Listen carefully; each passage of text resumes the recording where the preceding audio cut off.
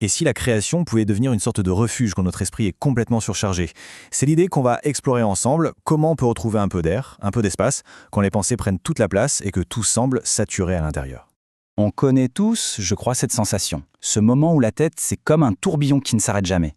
Les pensées s'enchaînent, se bousculent, et ça crée une sorte de poids, un bruit de fond permanent qui est juste épuisant.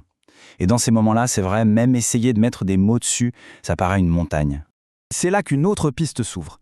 Et si, plutôt que de chercher à tout prix à analyser ou à parler, on laissait tout ce flot de pensée trouver un autre chemin, une autre voie pour sortir, une voie qui ferait peut-être moins dans la tête et beaucoup plus dans le corps, dans l'instinct.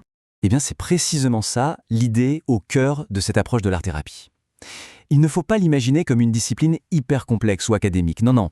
C'est juste un acte simple, libérateur. L'idée, c'est de créer pour pouvoir enfin souffler un peu.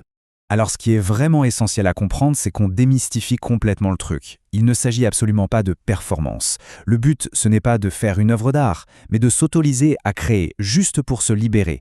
C'est un espace bienveillant, un exutoire tout en douceur, un moment rien que pour soi. Le point crucial, il est là. Il n'y a aucune pression. Vraiment, absolument aucune. On peut laisser tomber la peur d'être jugé, l'autocritique sur ses soi-disant talents. Ce qui compte, c'est le processus lui-même, pas du tout le résultat. En fait, c'est une invitation à simplement laisser faire, à lâcher prise. Mais alors, comment ça marche concrètement? Comment est-ce qu'un simple acte de création peut avoir un effet aussi profond? Eh bien, c'est là qu'une véritable reconnexion s'opère. Une reconnexion entre le corps et l'esprit. Ce qu'on cherche à libérer, c'est ce qu'on pourrait appeler le point intérieur. C'est un terme qui englobe finalement tout ce qu'on accumule. L'anxiété, la fatigue, ces fameuses pensées qui tournent en boucle sans s'arrêter. C'est tout ce bagage invisible qu'on porte sur nos épaules au quotidien. Et voilà comment ça se passe, de façon très simple, presque mécanique. D'abord, il y a juste un mouvement, la main qui se met à bouger sur une feuille. Ce simple geste engage le corps, il le sort de l'immobilité.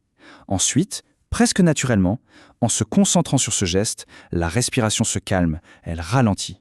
Le corps suit, les tensions se relâchent. Et petit à petit, sans même qu'on s'en rende compte, ce qui pesait si lourd à l'intérieur commence à perdre de son emprise. Et au bout du compte, quel est le bénéfice de cette pratique? Au-delà de l'apaisement sur le moment, qu'est-ce qu'on construit vraiment? Eh bien, on se crée un espace sûr, un refuge personnel, un petit sanctuaire intérieur. C'est ça, toute la beauté de la démarche. Au final, il n'est pas question de l'approbation des autres, ni de la beauté du dessin. Le seul résultat qui compte, c'est ce moment de reconnexion à soi. C'est cet espace qu'on s'est créé où l'on peut, enfin, reprendre son souffle. Cette phrase, elle résume tout parfaitement.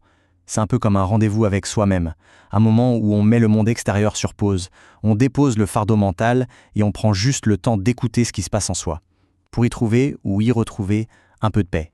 Et c'est peut-être ça le message le plus important. Pas besoin de se lancer dans des grands projets, un simple gribouillage, quelques traits, quelques couleurs sur une page.